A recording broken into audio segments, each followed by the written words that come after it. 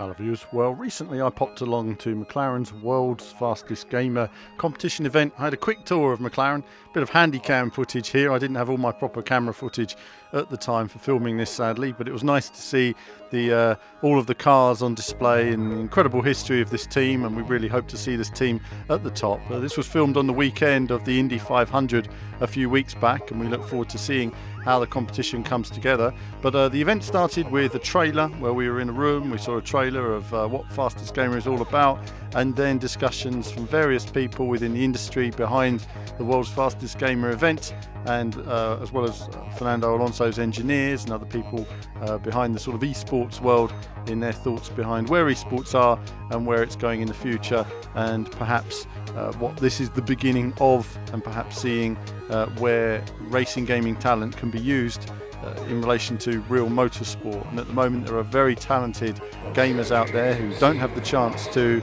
race, but certainly do have the chance to, or certainly do have the skills to deliver something in terms of the simulator and the development work on the car. But I'm going to leave you now with a bit of this chat, and I'll be back for more chat on World's Fastest Gamer in part 3.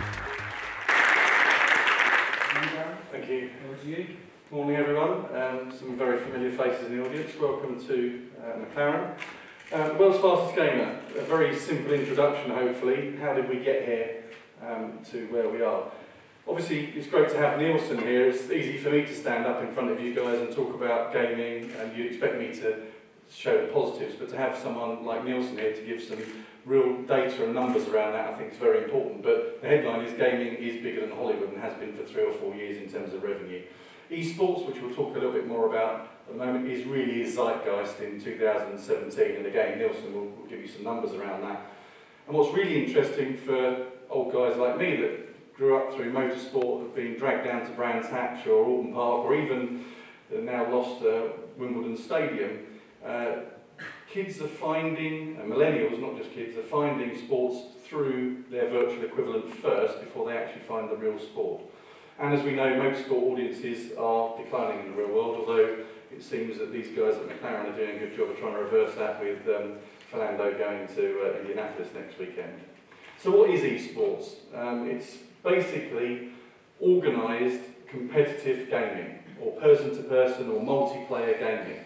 So it's really repackaged stuff that we probably have all done, some of us older guys, for a number of years online. And one of the key things is that esport is easy to learn but difficult to master. In other words, there's lots of people playing it, but the best are the best. If you like, the equivalent of going go-karting in an old bus shelter versus watching Fernando or Stoffel on a Sunday afternoon. And a lot of these esport events are held only online, so people are competing from around the world, but the pictures you'd have seen when you Google this and the number in here are those big events that some of the big games, League of Legends, etc. hold, where there are tens of thousands of people attending those events. So basically esports is competitive gaming.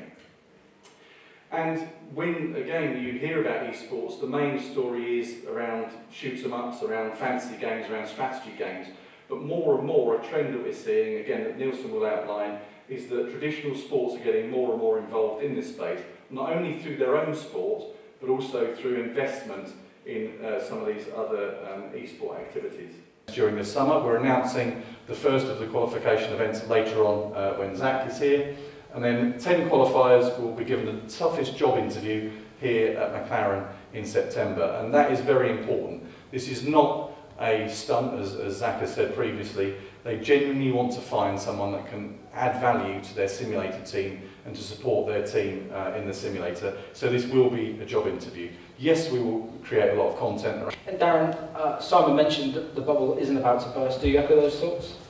Absolutely. I mean, Dom, who's joining us from Redline, who was talking earlier, he started gaming 18 years ago. He started his team 10, 12 years ago. And from a motorsport point of view, there's only growth side. And one of the things I like seeing is, when I came up with the previous projects, there was a lot of scepticism amongst the drivers. All the drivers now, most of them have turned more laps in the virtual world than they have in the real world, whether that be through gaming or through using a simulator. So the whole thing's turned itself on its head. So no, the march is relentless, and nothing was bursting here. So what makes you think that these esports gamers would be a good simulator driver for McLaren?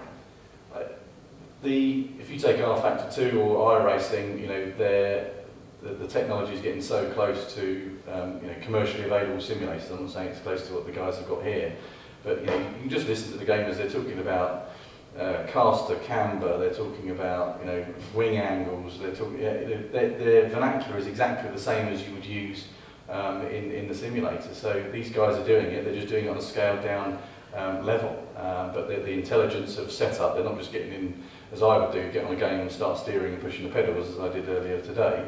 They're actually thinking about it, thinking about car setup, they're thinking about developing themselves on the car. And even Wolfgang, who's here, he now trains drivers on simulators, but even on R-Factor you can now have live telemetry, so he can sit behind someone today and look at what they're doing, brake pressures, steering angles, everything while they're doing it. So the technology, as you were saying, is so linked in motorsport that the two things are very close together. Okay, so what's the long-term goal then for world's fastest gamers? If they're at this point already, where do you think we can take them? There's a brilliant quote from Alice, who works here, you'll see this afternoon, from the simulator, which was when she has someone like Oliver Turvey in the car, it's like having another engineer in the car, and that would be where we'd want to be. These guys to get to that sort of level of engineering knowledge, because they're not just driving, they need to engineer the car. But one of my big ambitions is to take this as global as possible. There's a huge amount of driving gamers in North America and Northern Europe, but we know as a sport that we need to grow our sport, motorsport, in other regions, and I think gaming is the perfect example to do that. Okay, so Simon, over to you. What can we learn in motorsport from the huge growth, as Darren mentioned, in esports? Well, I think if we strip it all back, at the end of the day, motorsport's about cars. It may be about motorbikes, but it's about something that we first come into contact with when we can barely walk, when we're given our first toy car, and then we buy a car, we're driven in a car, we race cars, we aspire to being in a car. It's a global rite of passage, a car. So the great thing about motorsport is, one, it isn't really established in the esports space, and yet it has an established relationship with all of us. So how can that be accessed? And secondly, the amount of data that is available in terms of telemetry, in terms of the performance, in terms of access to drivers, the track, the whole experience, and the fact that it's not a 90-minute football game that often takes place over days, if we think of Le Mans, or hours at the very least, suggests that there's a huge amount of opportunity, provided that it's packaged in the right way, provided that the content is authentic, it's exciting. You can snap and you snap and gaze on it, and graze on it rather, or go for the full Monty if you want. So it needs to be customised to the right audience. But it's an all year round, global, 24-hour sport, which is primed for the digital age.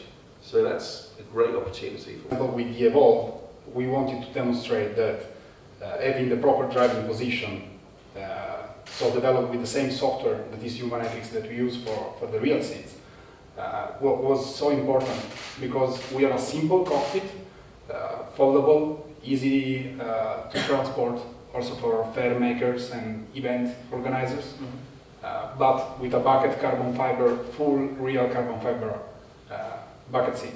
And so this is what we want to bring. The technology that we have for racing, the quality of the driving position that real driver feel, but at home. So this is the first step.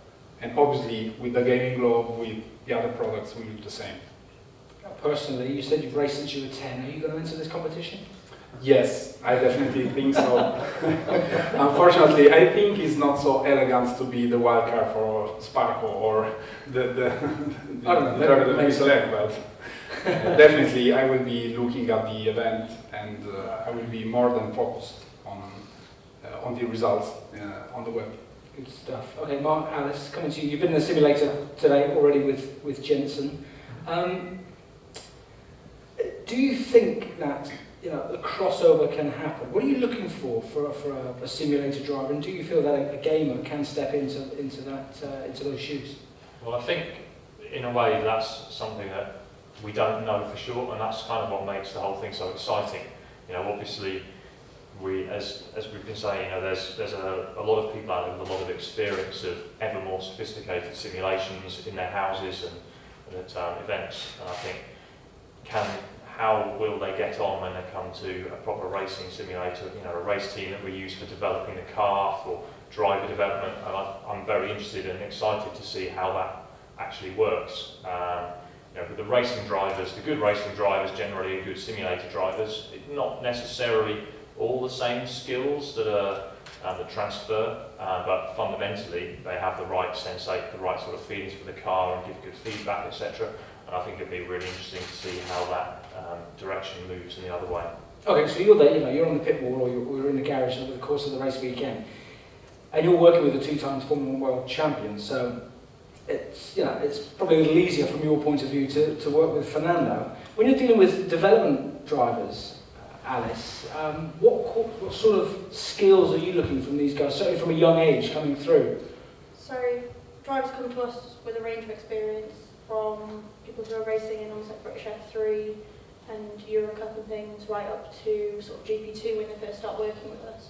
And so usually they do have experience of a real car, but probably by far the most powerful thing they've ever driven and the most aero they've ever driven is actually in the simulator. And so with that we have to allow a certain amount of developing them. I think it takes longer to get into driving the F1 car in the simulator if you've never driven it, the real thing on track. So we have quite a lot of experience of getting them up to speed, and then once they're up to speed, we have a number of tests that we use to basically see how useful they can be for developing the car. So if I make a tiny change to like the front wing level or the setup, can they pick that up, or can they pick it up reliably? Which the best simulator drivers can pick up tiny changes, and some people have it, some people don't. So do you test the drivers? We have essentially a set of standard tests. Some of them we can fit into basically half a day. Everything up to testing them over maybe 3-4 days even, just to see the sort of very fine level of detail that we're hoping that they can pick up for us is something that takes quite a long time to really test from them. Okay. Just sticking with you guys for the moment, how important is the simulator, certainly over the course of a race weekend? You know, we could be racing in Melbourne, Australia, Shanghai, it's the middle of the night here, surely that's not running through the night. So I think particularly for us at the racetrack, then one of the things that we lack is time. So over the course of a race weekend we have 3 practice sessions and then qualifying in the race, and in that time you're trying to fit in as much development work as you possibly can, not just you know, developments on the car, aerodynamics, etc. You need to learn the circuit with the driver, you need to do setup tests, you need to learn about the tyres, and of course there's a limited possibility to do all that. You can never do everything that you want to do. So we use the simulator back in the factory to extend the amount of time that we have testing. So the guys in the factory with the drivers will listen in to what the race drivers are saying, and they will look at the videos and look at the data together and try and understand what problems we have at the track, where is the car strong, where is it weak, and what do we need to test. And then together we work out a program of, say, setup changes, suspension or aerodynamic, which are designed to help us at the track, and that program can continue for hours into the evening, long after the cars have been stripped down to get ready for the next day. So we can get a lot of learning out of that, which we then can implement for Saturday and to help improve the car ready for qualifying in the race. Any other thoughts, Alice? I think if you're working the simulator here, you basically get all of the track hours and none of the glamour, or even more potentially, as we run, like Mark says, for maybe 4 hours or more after P2. So if we're there in Australia, we're in at 1 AM, we start running pretty much when they finish running for P1, and then we'll run all the way through to P2, and then the same as during P2, we hop the driver out, we're learning from them on track, and then we get back in, and it is quite a... We sort of get the jet lag, but okay, all of it is from here. Yeah. Question for you, Andreas, and probably pull you into this as well, David. With the growth of, as we saw some of the numbers earlier with esports and certainly within motorsport, have you seen a spike in sales growth for your motorsport products? I think since we announced the relationship together, it seems like there's a huge interest now in gaming again, in racing. And I mean, also everybody's anticipating new games is coming out, they want to challenge themselves again, and I think this is the time to update the gear. So it's constantly going and it's a constant involvement. And the beauty of working with you guys together is it's always on. Mm-hmm. You know, that's the great thing about it. So same for us then. Okay. David? Yeah, we had, let's say, less history behind this because we just entered the gaming market, and the products were unveiled and the embargo fall 1 month or no, 3 weeks before the launch of WFG, so it's definitely too early. But what we see is that, you know, through the first dealers and distributors, we're going into events, and people is really interested into the new gear, so the globe, so the cockpit, and so on. And let's say that there were a lot of sim racers sim racing with real fireproof Spark gloves in the last years. So now they have proper products to train on the simulator, but being able to use touch-sensitive products and devices and so on. So we have to observe this new market and learn from it. But the future's bright? The future is bright. Good stuff. Andreas, coming back to you, with the new partnership with McLaren, being in this environment, walking around, listening to how, you know, how the race team operates, it's clinical, it's absolutely precise. Do you feel that a gamer can step into that environment and still perform at their peak? I think it's not the world's fastest gamer we're looking for in the sense of being the fastest one. It's really, you need to bring skills with you, which is like physical shape and also getting the technological knowledge about it, having this engineering talent, what you just said, and get these feelings. And I mean, I had the pleasure to see Stoffel van Dorn racing on I think it was Project Cars, which he set up for him, and to get this feeling what he can feel out of that game. And I love to race on a game which I never would feel. I think, yes, they're going to be out there, and I'm sure with this competition of the world's fastest gamer, you're going to find him or her. Sounds good. Thank you, guys. I am going to ask the audience. Are there any questions from the audience for our panel? Gentleman here. Thanks. I was just wondering about driver fitness. Whoever wins this amazing competition will obviously have to be able to fit themselves into the car. And watching Jensen earlier, it recreates all the G-forces, and if you're pounding out laps and laps and laps, how fit do they have to be, and how is McLaren going to help them with that? So I think, as you say, the loads that you experience in the simulator aren't as extreme as you get in the real race car, but as you say, we put loads through the driver's neck, the motion is moving, we make the brake pedal loads and the steering loads sort of the same as the race car to help with that immersion. So it is very important. The real challenge with the simulator driver is actually to be able to sustain concentration and the consistency through the course of the day. It's actually a sort of as much a mental fatigue as a physical fatigue, but obviously physical fitness helps enormously with that. So it's a sort of an endurance test, if you like. If you imagine driving that simulator for, let's say, 6 hours in a day, by the end of it, we need our driver to be able to give the kind of feedback and do the same sort of lap times as they could at the beginning of the day, so that we can apply the same, let's say, judgments to the comments that they're making at the beginning and the end. And obviously McLaren has a history of developing drivers and helping with their fitness and nutrition and advising on whether they need to do aerobic work, anaerobic work, weight training, which muscle groups are most important, as well as things that will help them with that concentration and fatigue. So, you know, we have a lot of history with that, and we're able to offer a lot of support for that. Guys, we're running out of time, sadly. The boss is on his way. So I'd just like to say thank you very much for coming up and joining us. You all look fantastic in your team kits. So, ladies and gents, put your hands together for our panel. Thank you. So,